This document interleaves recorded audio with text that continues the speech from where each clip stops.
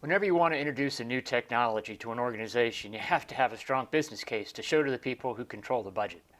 So we're going to take a look at building a business case for Endpoint Detection and Response, or EDR. Hi, I'm Steve Murphy. I'm a vice president at ARG, and I've been helping IT leaders make great technology decisions for over 20 years. While I work for ARG, this video is my own and doesn't necessarily reflect the viewpoints of my employer.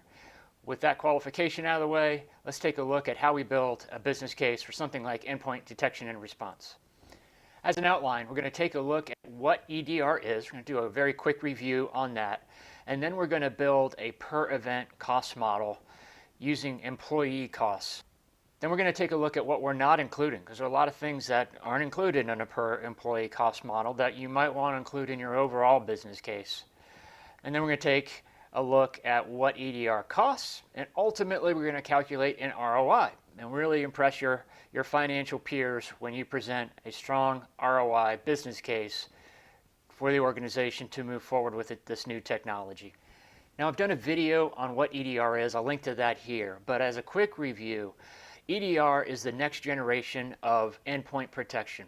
We've graduated from the traditional anti-malware, antivirus services. Some people have even upgraded to endpoint protection platforms, which take those signature-based protective algorithms and add some additional components like locking out USB ports. Endpoint detection and response includes all of those capabilities, but also adds the benefit of artificial intelligence and machine learning to actually monitor the behavior of the endpoint and determine whether or not the endpoint is acting erratically at any one given point in time, and then can start taking some defensive measures based upon that behavior. As a single platform, it eliminates many of the gaps that can occur with individual point solutions and gives your SOC a unified platform. It decreases the dwell time of a breach by detecting it earlier, and it has an overall lower licensing cost than other individual solutions. So let's take a look at how that business case might develop. Now, there are a couple different ways that you can attack a business case. What I've done here is I've built up a fully loaded employee cost, getting it down to a cost per day. So we want to include things like vacation and sick leave, taxes and benefits, and other overhead charges. Those might vary in your organization, and you can always ask the finance department if they have a typical fully loaded cost for a knowledge-based worker, someone who might be working with a computer for our endpoint detection and response business case. So I've gotten a fully, I'm not going to go through all the numbers here. I've got a couple pages of numbers, so believe me, you don't want me to go through all the numbers. So I've come up with a daily cost. Now, once we have the employee cost per day, we want to take a look at what's the cost per event. So I've got some assumptions here. Your assumptions for your own organization may vary, but what I'm trying to do is break it down to a cost per event, and then I adjust that cost for the likelihood of an event happening during the course of the year. And I got that assumption from a Forrester research study where they looked at enterprise organizations both before they implemented EDR and afterwards. So what we want to do is come up with a weighted cost per employee per year, assuming that they have a certain probability of having an event. And then we want to take the difference between those two costs. So the difference between those two costs with and without the EDR platform is $198 per employee per year in this analysis. There are a lot fewer numbers on this page, so let's go through them real quickly. $198 of savings per year per employee. To that, we're going to add the cost of today's or the current endpoint protection platform. I'm assuming $5 a month or $60 a year is the total cost of whatever you're using for endpoint protection today. So that gives us a total annual budget per employee for EDR of $258. If we can come in below $258 per year, we will save the company financial resources and also save the organization a lot of headaches by eliminating a lot of potential cyber events.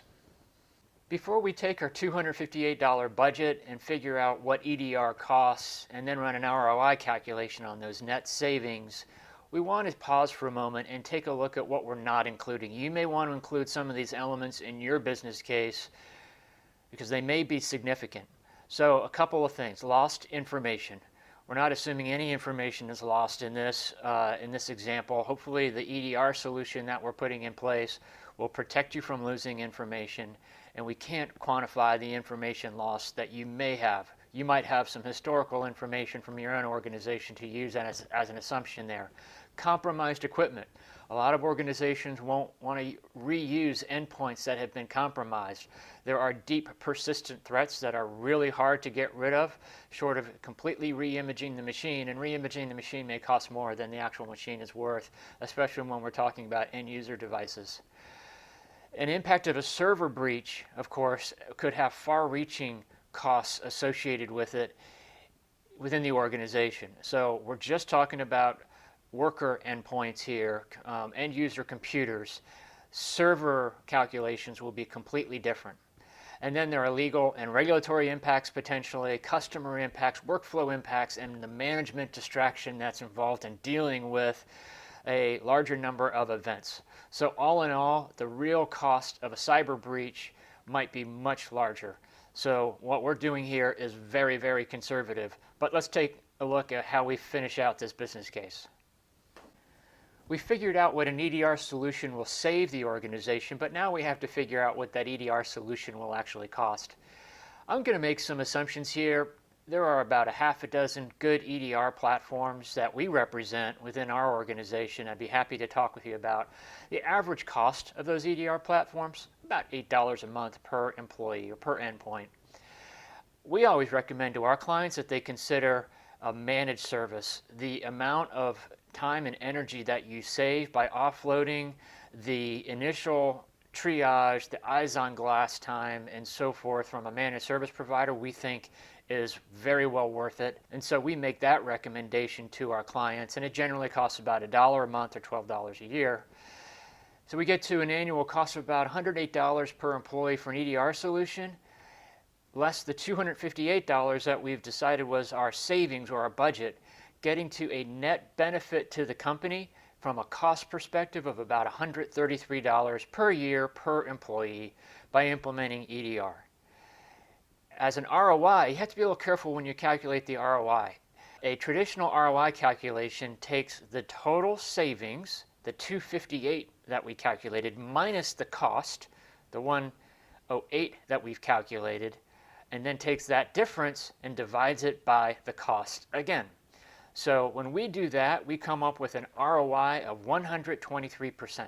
Now that means that the EDR platform not only pays for itself, but returns almost $1.25 or $1.23 for every dollar spent.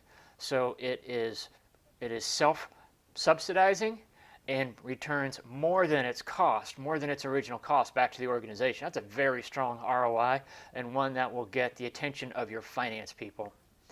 So don't forget, we haven't included everything in the EDR calculation. We went through a list of things that aren't included, so this is a very conservative case, and this is why we advise our clients to take a serious look at EDR.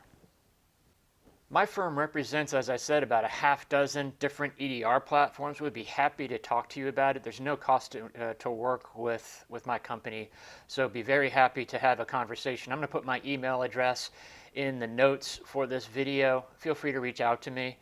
I'd appreciate it if you like and subscribe this video. I'll help you find your way back to my channel in the future. Thanks so much, and I hope you have a great day.